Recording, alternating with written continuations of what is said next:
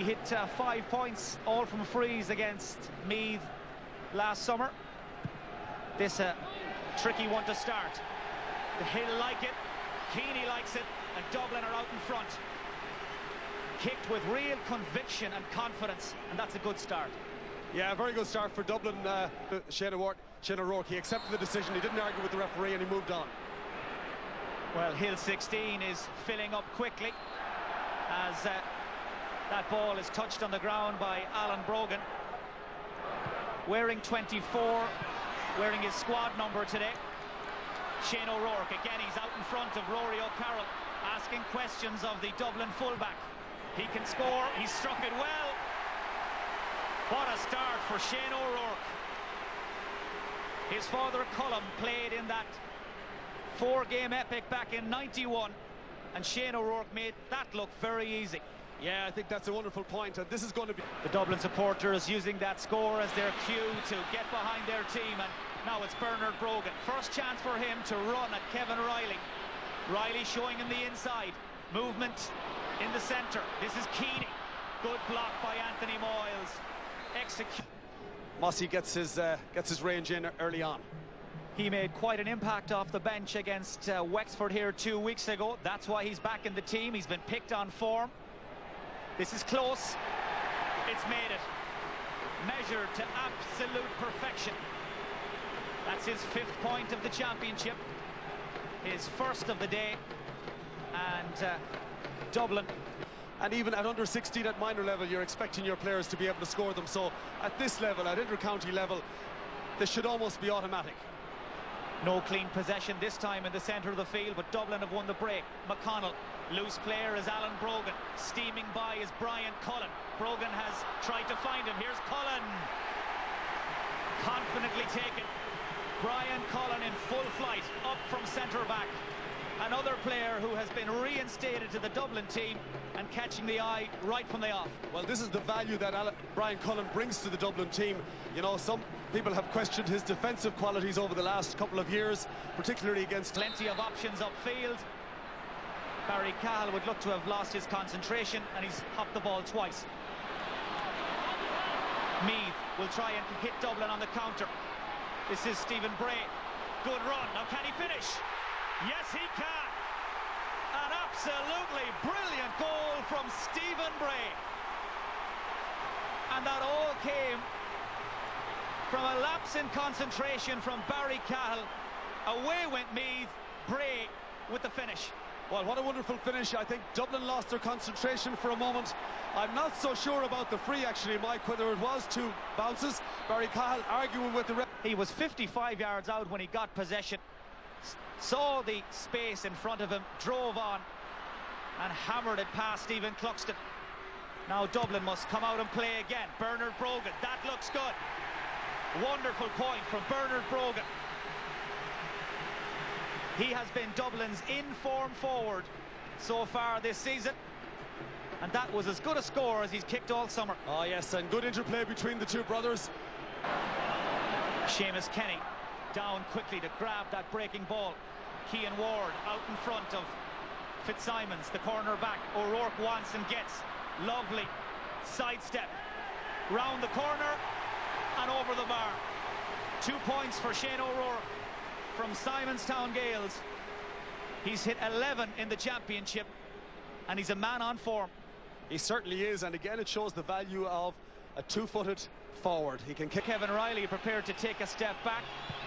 Mossy Quinn, cool as a breeze, and over the bar. Level again here at Croke Park. Beautiful sunshine, so perfect conditions for a free taker. Hasn't struck this one well. Brogan onto the break, and Dublin go back in front. Bernard Brogan's 2nd point. He's razor sharp. As soon as that ball broke, he was onto it in a flash, and he finished well in a very tight corner. Yeah, it looks as if it could be a shootout between the 2 full forwards. The previous one on from his left foot. Teams have been levelled 3 times in this first half. Now it's advantage Dublin. Good block from Owen Harrington. Niall Corkery, quickest to react. He's trying to find Quinn. Good hands. Mossy Quinn flashes it over the bar. He's been going well in training. He's back to full fitness, and he has the big match experience, and he's just kicked Dublin into a 2-point lead. Certainly a great score from Mossy. And that will allow men like Joe Sheridan a chance to perhaps cause some damage. Graham Riley, first meaningful touch.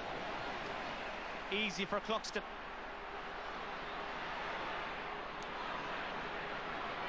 Brian Cullen to Ross McConnell. It's a much different Dublin team so far, playing with far more confidence this time out. Well read by Kevin Riley. Seamus Kenny trying to mix it up. He's found Stephen Bray. Philly McMahon trying to put a stop to his gallop. Bray gets his shot away, and that's a superb score from a very tight angle. A goal and a point now for the corner forward from Navan O'Mahony's.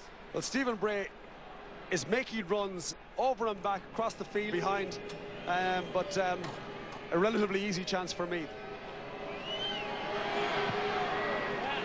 Cian Ward makes no mistake. We are level for the 4th time. Somebody to give him an option. Looking for his brother Bernard. Cut out by Guiveen King. And King fouled by Conall Keaney.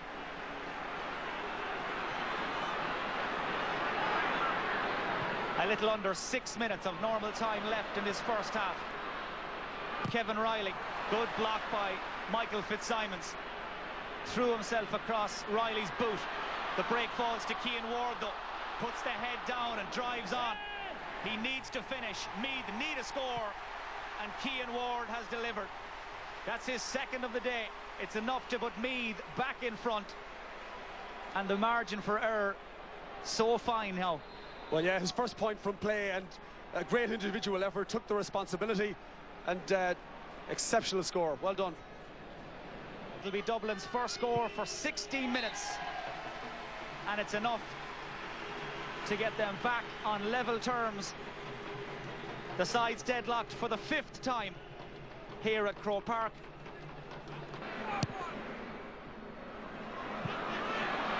Shane O'Rourke, 2 points in the opening 35 minutes. What a good start here. Still trying to get through, looking to link up with a colleague. The nearest was Cian Ward. He's given it away, the Dublin player, to Graham Riley, and it's back once again here with O'Rourke, looking for enough space to get in his kick, and he puts it over the bar. Sheer persistence on the part of Meath. Here's Stephen Bray, trying to go by Brian Cullen, looking for a support player. It's Cian Ward. There's another support player inside. Ward going, shooting. What a goal! Meath's 2nd goal is scored by Cian Ward. His 4th ever championship goal. Very much his own work. Took it past the backs and knocked it brilliantly in past Cluxton. But I think Stephen Cluxton will wonder, maybe he could have got a bit nearer. Eamon Fennell setting off once again. They just need to be focused and creative. And Paul Flynn, here's a really good scoring chance. Flynn's through. Oh, hit the post. What a chance. It deserved a score. Paul Flynn here coming through. He's never got a goal in the championship, and this was a glorious opportunity to get his first. And it's Graham Riley who's back there. Oh, did he change hands? Got away with it. Riley still. One man to aim at, Stephen Bray. And Bray almost in. And Bray could get a 3rd goal here, and does. A 2nd for Stephen Bray, a 3rd for Meath. 48 minutes are gone. And Dublin will wonder whether in the build-up to all of that, Graham Riley moved the ball from one hand to the other, changed it before releasing Stephen Bray. Meath won't care, because the ball has ended up in the back of the Dublin net, and Meath lead the match by 6 points. Barry Cahill. Big punt inside again towards Bernard Brogan. Does well against Riley. Trying to get through here. A whistle blows. It's got to be a free kick. Not a goal. It's got to be a free kick.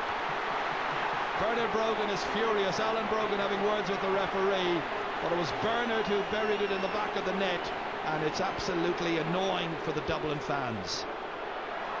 Big leap in the air by Dublin, but it's Shane O'Rourke, the 22-year-old, who comes to gather. Back it goes to Fennell again. He was in the act of picking the ball up when the boot went in from Cian Ward.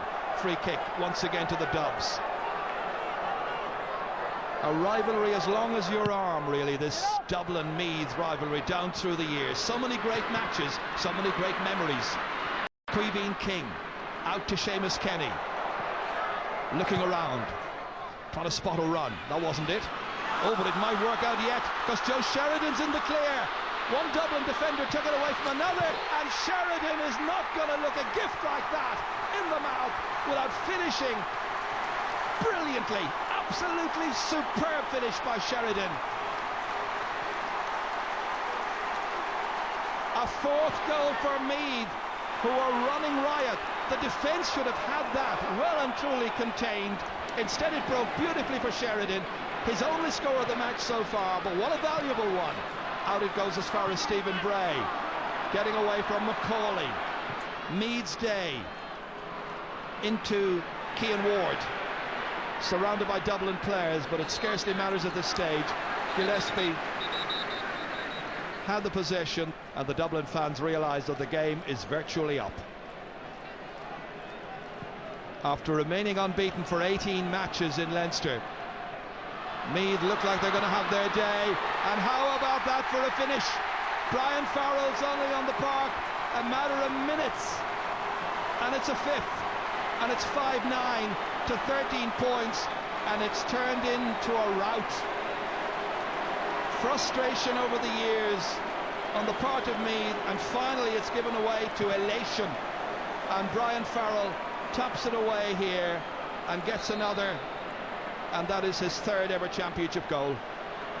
Macaulay was going in, so too was Chris O'Connor, even this late in the game. Final effort there by David Henry. Well, that was an impossible one to try and keep in. 5-9 to 13 points. Dangerous one. Comes back out to Alan Brogan, and a combination of players reaching in, touching it, getting it, and finally Kevin Riley emerges, boots it away down towards Brian Farrell. Nudged in the back was Michael Fitzsimons. Free to Dublin. Only 10 seconds remaining of the 2 minutes of added time. Referee's had a look at his watch. Cher Brennan launches a last attack. It's touched down, it's gone wide, but it's gone for a 45, and there may be just enough time to take it. Eamon O'Brien on the cusp of a wonderful victory over the near neighbours. Just watch this again here as the goalkeeper got a good fist. The final shot then by Alan Brogan, and it was tipped out somehow to safety. While Dublin's unbeaten record, which has stretched back 18 matches in Leinster, is gone. At the semi-final stage, Eamon O'Brien's team have beaten the Dubs. It's Meath's first victory over Dublin since the Leinster final of 2001. It's a wonderful day for the Royals. They're in the Leinster final. They can celebrate. They played some good football. It's the qualifiers for Dublin. And the final score at Croke Park as Dublin leave the field very despondent and well beaten. It's Meath who triumph here. Meath 5-9, Dublin 13 points. I mean, we had some amateurish defending, I suppose, from ourselves, which just wasn't good enough, you know. You can see that amount of goals, you've no chance of winning in championship football, and you know, like, we completely dominated the middle of the field in the second half. We had the ball the whole time, but every time Meath got it, they nearly seemed to score a goal, and that's something obviously we have to look at and get right in the qualifiers. I mean, we did an awful lot of things well, but the goals were just a killer. We're absolutely delighted with the win, and the performance the lads put in was fantastic, and you know, we just have to take it on to the next game now. All right, Kevin McStay, earlier in the championship you said Meath were a second tier team in terms of this year's championship. Are they still a second tier team? Yeah, well, I said it in terms of where I feel they are. It's not an insult to me, and I'm sure anyone looking at it I believe, would agree with that. They are still a second-tier team. They're below Kerry, Cork, Tyrone. They're the top three. I put them top of second tier now with Monaghan, you know, at this particular stage in the season. Were you impressed with them today? I was very impressed with them today. I thought they were terrific today. They were very consistent. You know, in this age-old rivalry, they just hammered Dublin, won by 11 points. Dublin didn't score from play for nearly 50 minutes. They totally dominated the sectors.